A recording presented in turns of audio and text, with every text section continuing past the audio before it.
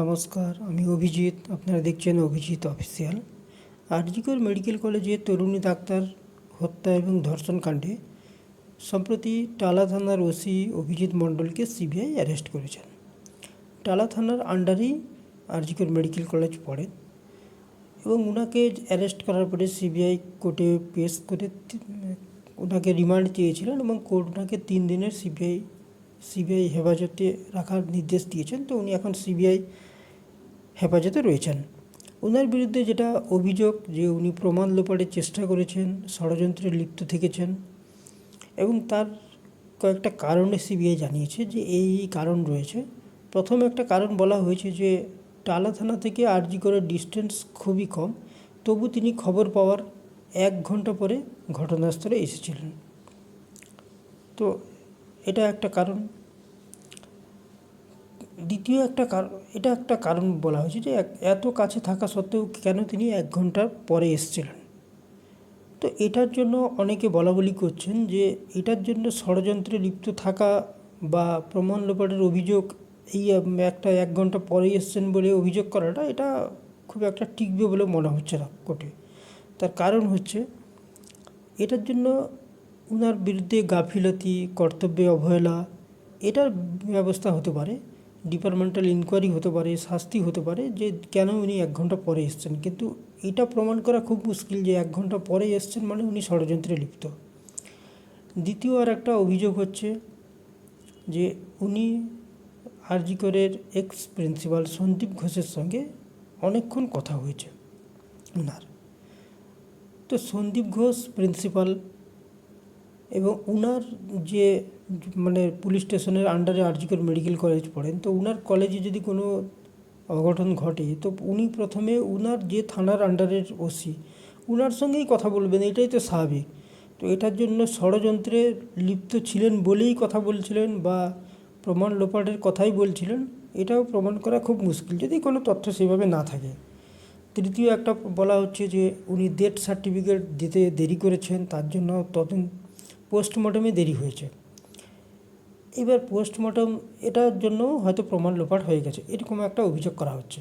প্রথমত হচ্ছে অনেকের সঙ্গে আমরা কথা বলেছি এবং যোগাযোগ করেছি, ওনারাও কিন্তু বলছেন যে দেরি হলে পোস্টমর্টম তদন্তে বা প্রমাণ কিছু লোপাট হয়ে যায় না।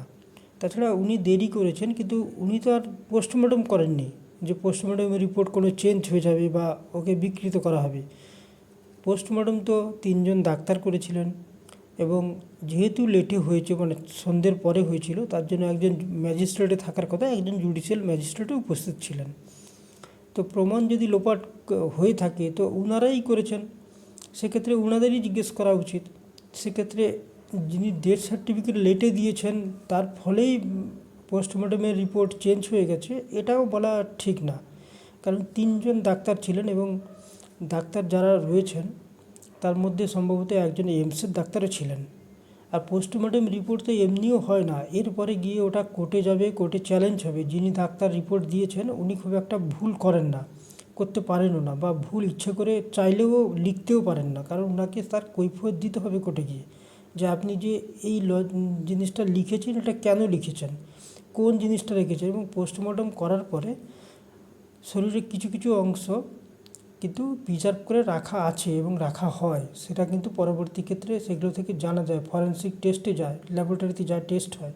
তো যিনি পোস্টমর্টম করেন উনি চাইলেও কিন্তু রিপোর্টটাকে বিকৃত করতে পারেন না, করলে কিন্তু খুব বিপদে পড়ে যাবেন, কারণ ও ভালো করে জানে এটা কোর্টে গিয়ে আবার চ্যালেঞ্জ হবে। তো এই যুক্তিটাও খুব একটা ওনার বিরুদ্ধে ঠিক না। চতুর্থ একটা অভিযোগ হচ্ছে যে উনি অনেক দেরিতে এফআইআর করেছেন।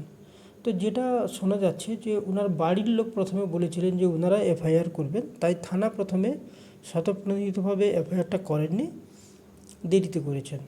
তো এটা হচ্ছে গিয়ে লজিক। এবার কোর্টে কী হবে বা সিবিআই আরও কোনো তথ্য প্রমাণ ওনাদের কাছে হয়তো থাকতেও পারে, আমি বলছি না যে নেই, যদি থাকে নিশ্চয়ই কোর্টে পেশ করবেন। তো আপাত দৃষ্টিতে যদি এইরকমই কোনো হয় তাহলে খুব একটা এই কেস বেশি টিকবে না। আর যদি সিবিআই 1 মাসের পরে যে যদি এমন মনে হয় যে কেন জনমানসে একটা সিবিআইয়ের উপরে এই মুহূর্তে ব্যাপক প্রেশার রয়েছে, কোর্টের প্রেশার রয়েছে, যেহেতু সুপ্রিম কোর্ট মনিটরিং করছেন, সেই প্রেশারে যদি কাউকে এইভাবে অ্যারেস্ট করেন বা কিছু করেন, তো আলটিমেটলি কিন্তু কোর্টে সিবিআই ঠিকমতো চার্জশিট দিতে পারবেন না। ফলে এই কেস নিয়ে আমরা যারা চাইছি যে দ্রুত বিচার হোক, দোষীদের কঠোরতম শাস্তি হোক এবং দ্রুত, সেটা কিন্তু হওয়া খুব মুশকিল হয়ে যাবে এবং সেই বিলম্ব কিন্তু অনেক মানে এই জাস্টিস পেতে কিন্তু অনেক সময় লেগে যাবে। এবং সম্প্রতি আমরা যদি দেখি সিবিআইয়ের কিন্তু ট্র্যাক রেকর্ডও তাই বলছে।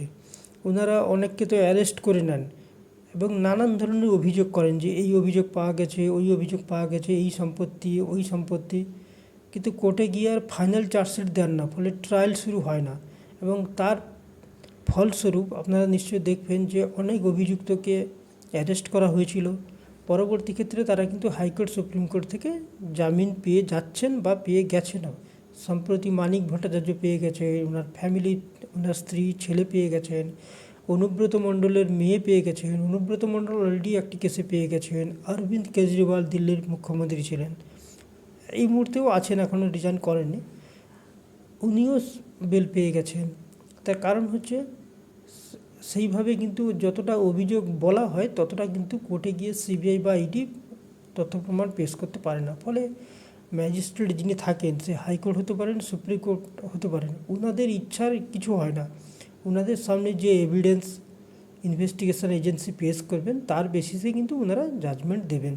তো সেই হিসাবে বলছি, যেভাবে ওই সঞ্জয় রায়কে কলকাতা পুলিশ অ্যারেস্ট করার পরে এই প্রথম একমাত্র অ্যারেস্ট করেছেন ওসি থানার, টালা থানার ওসি অভিজিৎ মণ্ডলকে, এবং যেভাবে যুক্তি যদি বলা হচ্ছে, এইভাবে যদি যুক্তি থাকে, তো আমার মনে হচ্ছে না এই বেশি দিন উনিও জেলে থাকবেন, উনিও বেল পেয়ে যাবেন, হয়তো হাইকোর্ট বা যদি সিবিআইয়ের কাছে সেভাবে কোনো মানে কোনো ভালো বা কংক্রিট একটা এভিডেন্স থাকে কোর্টে পেশ করতে পারেন, সেক্ষেত্রে নিশ্চয়ই ওনাদের এগেনস্টে চার্জ হবে, ওনারা শাস্তি পাবেন, সেটা তো সময় বলবে।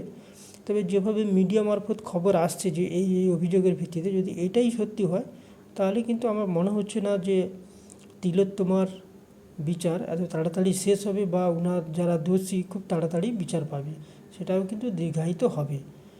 দেখা যাক কী হয় আবার আগামী দিনে, তার জন্য নিশ্চয়ই আমরা অপেক্ষা করব।